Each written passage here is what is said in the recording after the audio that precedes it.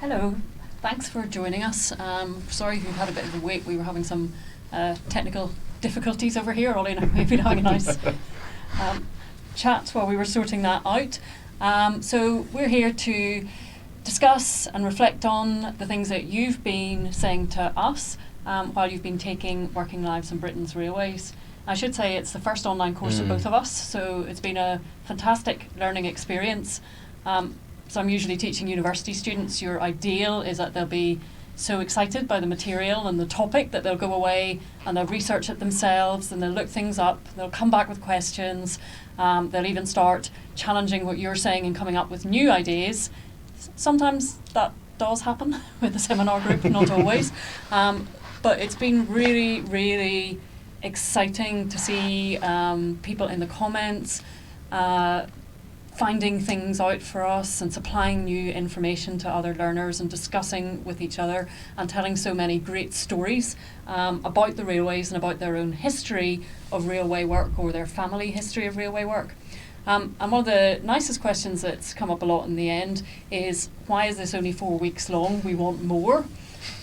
So in a slightly shameless plug, I wanted to say that this is designed as part one of a 12-week online course where the other two four-week courses are Working Lives in the Coal Mines and Working Lives in the Factories and Mills. And those are both open for enrolment. The plan was always that we run these consecutively so that people who are just interested in one particular industry can just focus on that, but people who might be interested in working class history and culture more generally can effectively do it as a 12-week course that takes us through nearly till Christmas.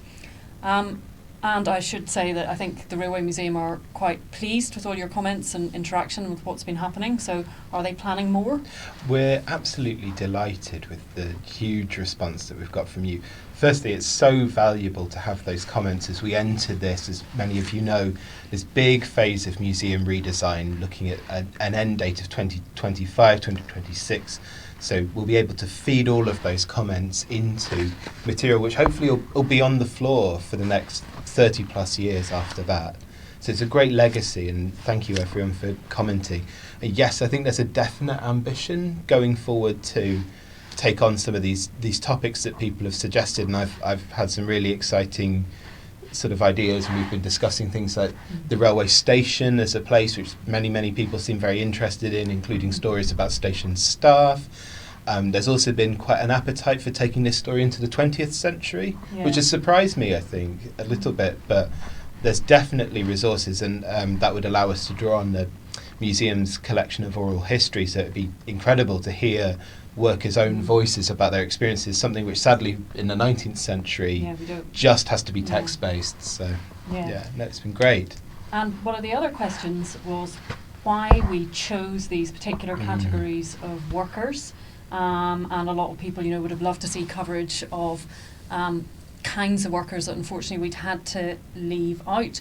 I mean, as we say, I think in one of the very introductory videos, there are so many different kinds of railway worker that we were never going to be able to discuss all of them, and we knew we were just scratching the surface. I was reading an article by a historian recently where he had examined, I think it was 800 and nearly 850 railway workers in their records, and there were 260 plus job titles out of those 850 people.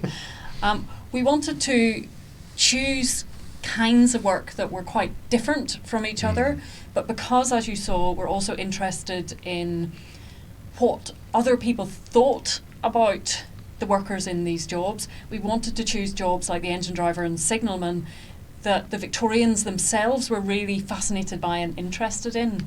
Absolutely. I think the other thing is that some of these roles were, crop up again and again in people's family histories, but were practically invisible to the Victorians generally. So there's a very interesting account from one senior porter in 1890, talks to the social investigator Charles Booth, and he says that his men are suffering from just a sheer lack of tips, because Victorians know the railway network so well that they don't have to stop a porter to ask for help anymore.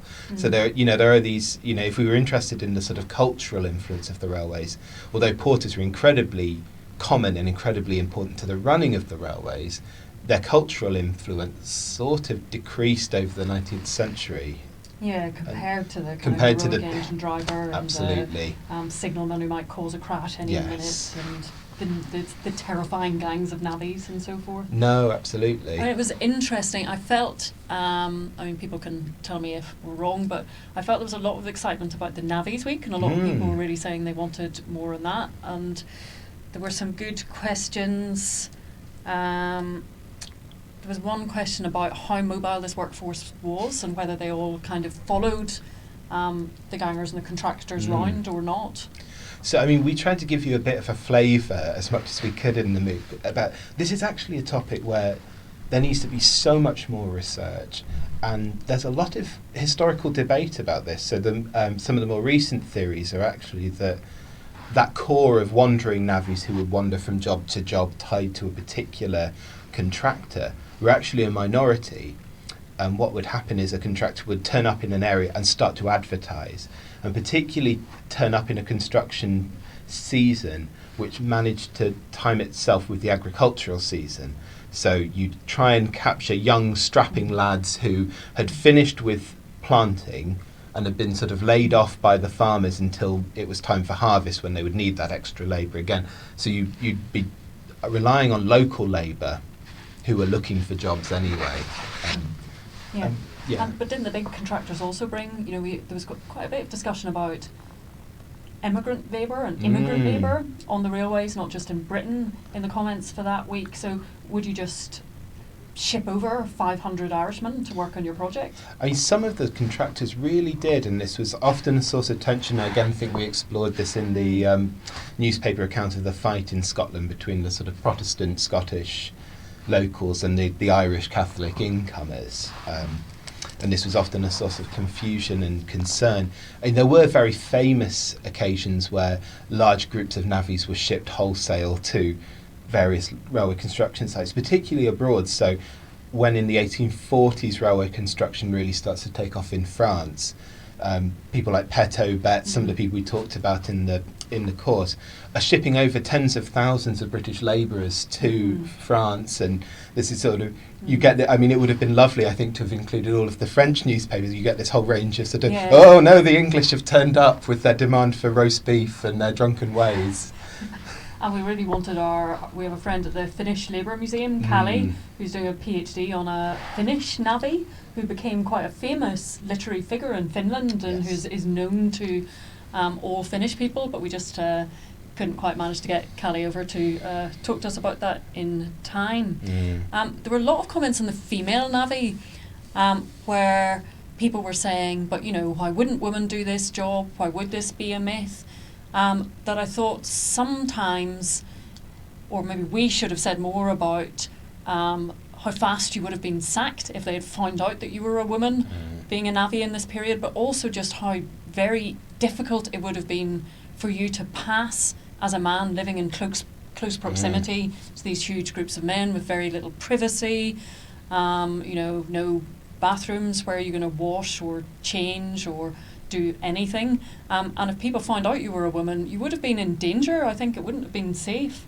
No, not at all. I mean, one of the things that we were trying to sort of get across in that week is that because there are so few first-hand accounts from navvies themselves, there's a real difficulty in using these sort of outsider, second-hand visions of them. And one of the things we really wanted to get, and perhaps we didn't get across quite in the sort of description for that task, was we wanted you to think about whether this was a sensational fictional story or whether it could have been plausible, not whether she would have physically been up to the work itself, but whether this was just symptomatic of all those concerns about navvies as drunken, navvies as violent, navvies as terrifying because there's so many fantasies, and it was actually a terrifying fantasy for the Victorians that a woman would run off, disguise herself as a man and start doing this kind of work. Yeah, and that's against all notions of propriety. No, absolutely, and challenging all of those gender norms. But as you sort of saw in her account, one of the things that she says attracted her to working as a navvy was not just the fact that she could work there and discuss, but the fact she's actually earning reasonably high wages. I mean, again, scandalous. And not only can she pass as an effective worker, but also she can hold down a man's wage. This is a time when, women are paid shilling on the pence, and that's an accepted social fact. Got a lot about that coming up. Yes, I imagine you did. And this is why it's so important to try and think about, and why we wanted to see these courses as three related, even though so often people don't try to step outside of just the railway industry or just the mining industry. Interlinked. Exactly, and how people understood these industries and how workers themselves felt about their place in an industrial society. Even if you were a railway worker, you were drawing on experiences that you might have friends or family or just have read about in other industries as well. And same for miners, same for mill workers. Yeah. So, And another question we had about the categories of people we discussed was about the clerks and about the term clerk. Now, you can correct me on this, but I was thinking that we were using clerk kind of in the way that the railway companies used to, where it does encompass a really wide range of jobs, but it's sort of people who have desk salaried jobs as opposed to people engaging in physical labour. So therefore would perhaps encompass some station staff, some draftsmen and so forth. Is that right? Or yeah, I mean, I sort of, there's a danger that you're going to be haunted by the sort of ghosts of railway clerks, horrified by being labelled as a clerk. Because it is, and one of the things we wanted to try and get across that week is it is quite a loaded term. So one of the reasons, and people I think are in the comments were also saying, is it strange to talk about middle class workers like clerks in a sort of module that's about working class people? Is that, well, one of the peculiar things about the railway industry is just how hierarchical it was, and how whatever profession people were working at, they were very, very aware of where they sat within a pecking order, and who was above them, who was below them, how to get up to the top of that ladder, be it as a chief signalman or working from your engine boy up to engine driver, or working from ticket office clerk all the way through to managing director of the railways, or at least some people hope they've made that trajectory. So along the way you'd be doing all these different kind of jobs, but they might come under the category clerk as opposed to the category manual work. And remember when we looked at the Engineering, the scrapbook, the sort of comedy scrapbook, and I said one of the real difficulties of understanding that text is we don't actually know what job they were doing. They never talk about it as well. They are doing some sort of clerking, and all of their jokes are about, lots of puns on the word clerk. But we don't know whether they're draftsmen, if they were to describe themselves to us, if they were able to sit with us here, they might choose a much more sort of professional sounding. They might be draftsmen, they might be, senior office managers or something like that. We often just don't know. One of the guiding sort of ways that we try to look at it from the Railway Museum is think about the early union that comes out, so the Railway Clerks Association, which tends to sort of sweep up and represent anyone who's sort of a white-collar office worker. And now, interestingly, in 1951, that union changed its name to the Transport Salaried Staffs Association.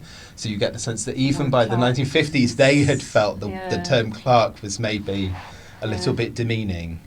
But it's a very, very good question, and it's very complicated, but we were just trying to think of a catch-all term that described these sort of back-of-house people as opposed to the mechanical workers that we talked about for the previous 3 weeks. Yes, but it's important to recognise that our kind of 4 categories are very broad in very relation much to the so, details of the jobs. So there were quite a few questions along the way about pay and about pensions, about how much railway workers earned. Now, this is again kind of difficult to calculate. There's less historical information than you might think, but also what it says in the records that railway workers were paid isn't always their take-home pay because of systems of bonuses and fines, and also because if you're a railway worker, part of your earnings, so to speak, might be the reduced rent that you pay in a railway cottage. So there are kind of unseen factors. Or conversely, if you're a navvy, you might be paid, but it's truck, and your money's going to the company's shop that's fleecing you. So it's hard to work out, but I looked up a few sources. So amongst the kind of less skilled grades that would go all the way from your porter to you're a signalman. In the 1870s, those would typically range around 12 to 20 shillings a week, and by 1900 from around 17 to 30 shillings. So 20 shillings a week is £1. In the 1870s then, you could have had a take-home pay, the kind of higher end of the lower grades, so to speak, of £50 to £60 a year. Now to live comfortably around that period, people would have said that an income of £200 a year was necessary. That would be to be a middle-class family, to have a maid, a carriage, a nurse for your children, and nobody works in the family except the master of the house, so to speak. If you are a working class family, one figure often cited in the textile industry is these workers are very well off because as a family they're bringing in £5 or £6 a week, but that's where 6 members of the family are all working in the mills. So I would say that railway work is coming in those figures at the higher end of working class wages, so to speak, but it's comparable to work in the factories. It's a bit lower than you were paid in some sectors of mining because that was considered a very risky and dangerous job. So it's in between. You could make a decent living, especially if you did have your own, tied little cottage beside your signal box or house in a railway village, but you were not well off. Yeah, I mean, it's hugely varied depending on who we're talking about. And one of the things, those of you who have access to all the family history sites, one of the really interesting documents to look at is some of the early wage books are on there. So there's a Great Western Railways drivers accounts book. And one of the things I always like about that is you get a sort of page history. Many of you who have drivers as ancestors will have looked at this, and you get their employment history when they retired. But you also get at the little bottom all of the various reasons they've been fined over the years of their employment. So there were lots of, there's a whole system of bonuses, there's a whole system of fines and docking of wages for various things. Railway workers were often members of things like sick clubs, burial clubs. Yeah, because there were some questions about pensions and that's a really interesting question. I mean, it's very haphazard, the arrival of pensions in the Victorian period, and it becomes a national issue towards the end of the 19th century. And some of you will remember from school sort of things like into the Edwardian period, things like the sort of national insurance scheme and the beginnings of a sort of national old age pension scheme under people like Lord George. There are staff-run pensions, there are things like superannuation funds run by the clerks, there are collection sort of penny banks. Victorian companies are very interested in the idea of penny banks, where they encourage workers to put in a set amount every week, but it is very, very voluntary, and it's very much up to the workers to participate in these schemes or not. One of the very popular parts of being in a trade union as well was that some of the unions offered a sort of pension banking service which was assured from union funds. Yeah. And of course, in the Victorian period, there wasn't really a concept of retirement. No, not at all. Anyway, so you worked until you were physically incapable of carrying on the job. The notion that there was a retirement age is unfortunately relatively historically recent. Well, and it's something that starts to be talked about with the arrival of the national pension scheme at the end of our period as well. One of the interesting things about the bigger railway companies is that they often found little ways to keep on older staff who'd become physically incapable, or for example drivers whose eyesight had failed to the extent that they couldn't pass the eye test anymore. So actually, when you were a young strapping man getting your wages, the man paying your wages across the counter to you might have been a driver in his heyday, but is now on a reduced wage in his 60s, his 70s, his 80s sometimes. You do get accounts of railway workers well into their late 80s who are doing these sort of backroom jobs for very few shillings a week, but are being kept on in that capacity by the company. And relatively speaking, in terms of industrial enterprises that paid pensions, I think railways were one of the earliest. Yes. As a new industry, I think there's maybe there's less set opposition to some of these schemes coming in. Although that isn't to say that a lot of the workers don't have to fight for these schemes to be supported by the company. And we had quite a few questions on health and safety and injuries and accidents. And this was, I suppose, one of the really interesting things about this course is it makes people think about the workers' health and safety, because when we do think about especially famous Victorian railway accidents, it's often about the passengers and their safety and well-being. So in terms of rates of injury and death on the railways, extraordinarily high, moderately high? I think very high. I mean, sometimes it's hard to come by for figures. And here I'll put in a bit of a plug for the Railway Work, Life and Death project, which I'm sure some people will have been aware of, that the museum is supporting. That's looking at railway accidents to staff in the 20th century. But I mean, a lot of what they're finding is true for the 19th century as well. So there was a real reluctance from the company's part to record accidents that happened to staff, especially if they happened away from the public gaze. So accidents in goods yards and shunting yards, in back of house offices and things, and tend to not be recorded or recorded very fleetingly, whereas accidents that involve passengers and public liability are. And there's a whole railway inspectorate that's set up as early as the 1840s to gather these reports on accidents. But that again is about the safety of absolutely, that the passengers. safety of the travelling monitoring public and the system as a whole, not the relative safety of railway employees. Exactly. Yeah, because I have to say, I confidently said to Ollie, based on reports I was reading in the 1890s Factory Times, that factory workers are much more likely to be injured, and then he pointed out that that's because so many of these railway injuries may not have been recorded as such. And the goods shed and the engine shed, that might, so many injuries, those may have, would those even have been counted by the railway companies? And or navvies injuries? Yeah, and also, I mean, think about think about us in the workplace today.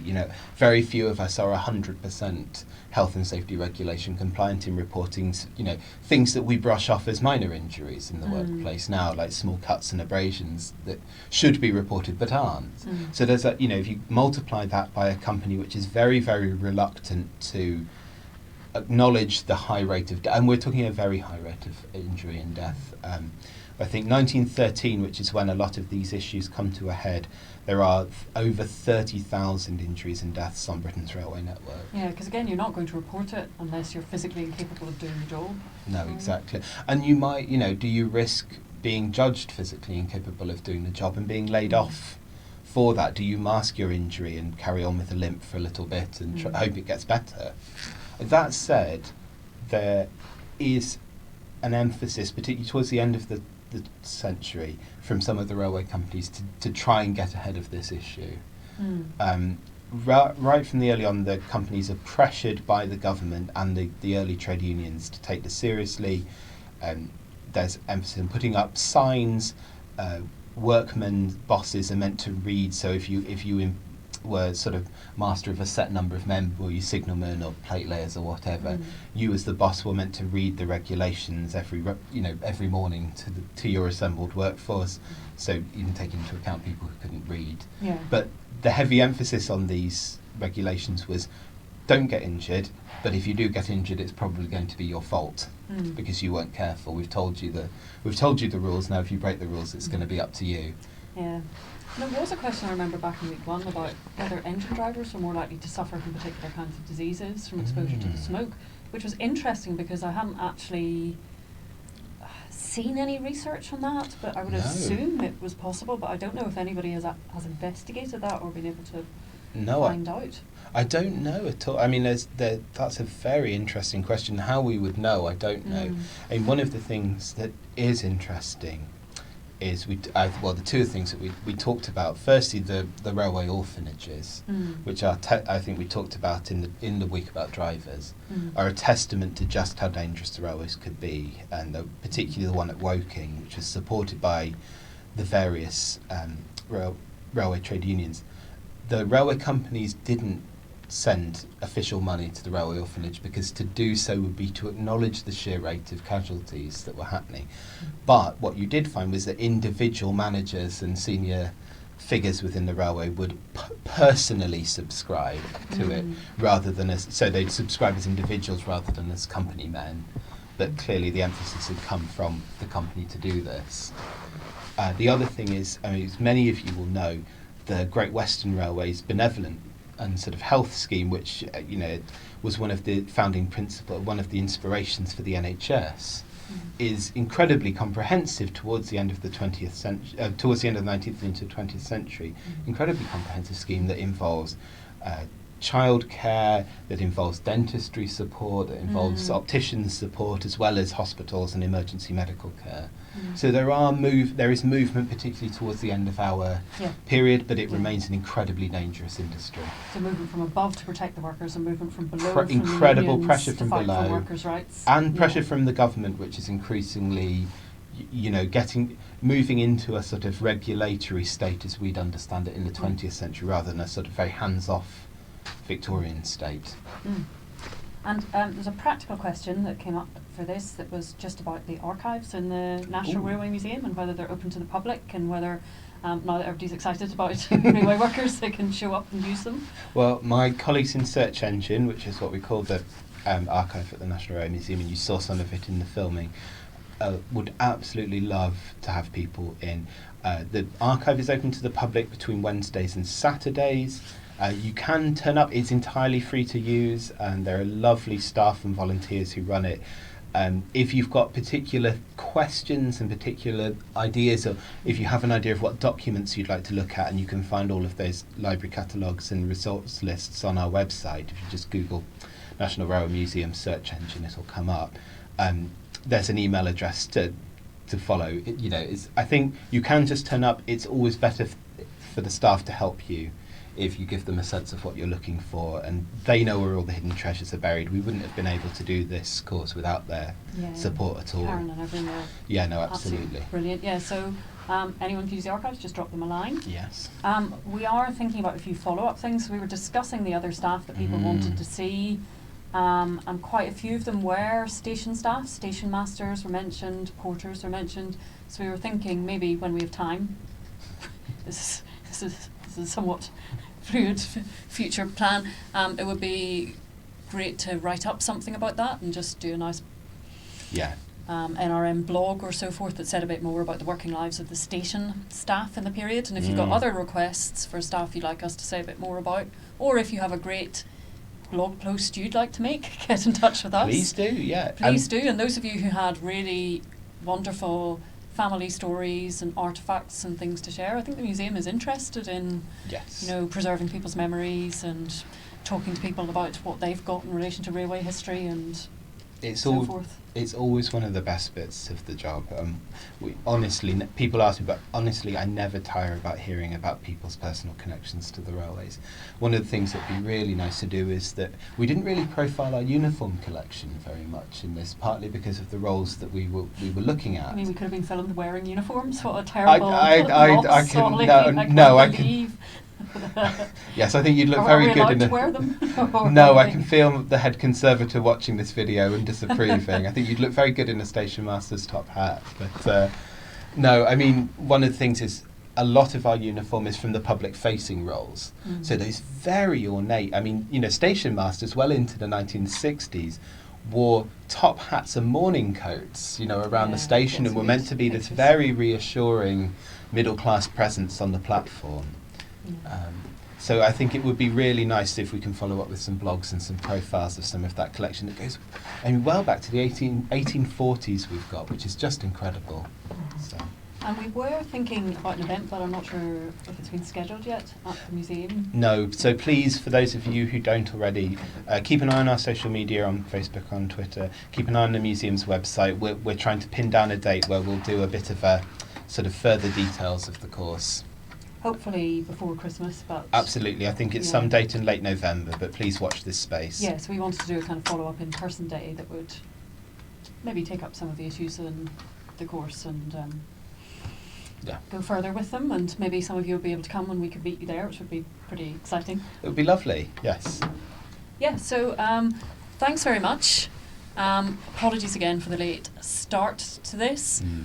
Certainly I'm hoping to see some of you again over at coal mining and factories and mills imminently, and Oliver's going to hope that he'll bump into you in the search engine room.